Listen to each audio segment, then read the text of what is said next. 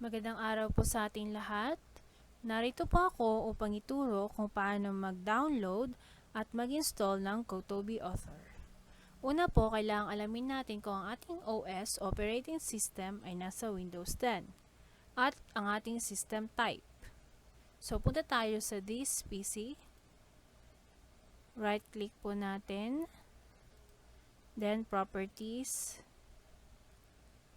So, yan po ang aking OS ay nasa Windows 10 at ang system type po ay 64-bit operating system. Close po natin yan. And then, dyan na po tayo. Search po natin yan. Pero hindi ko na po i-search dahil meron na po ako yan. So, ipipaste ko na lang po ang link. And then, para po mahanap niyo yung link po ay tingnan lang po ang video. Nandun po sa description box. Then, copy nyo na lang po yung link para hindi kayo mahirapan. So, ito na po.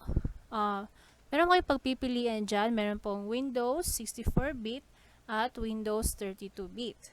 So, ang aking po pipiliin ay Windows 64-bit dahil yan po ang aking system type. So, click po yan. Okay, downloading na po. Medyo mabagal po ang pagda-download kaya hintay lang po tayo ng ilang minuto.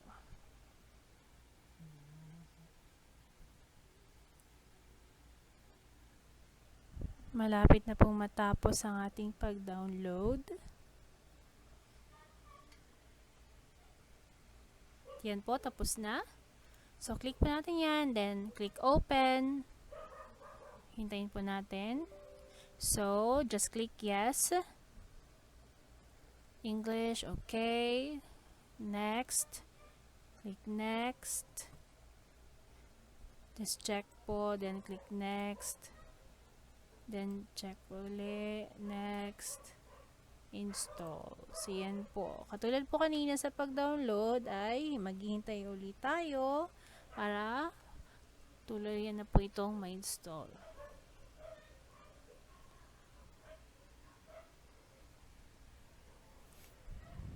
Okay. Click finish. At tapos na ang ating paghihintay. Nandiyan na po.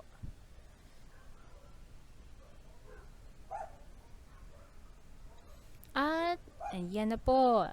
Yan po ang itsura ng ating Kotobee Author na pwede po nating gamitin. Okay, salamat po sa pakikinig.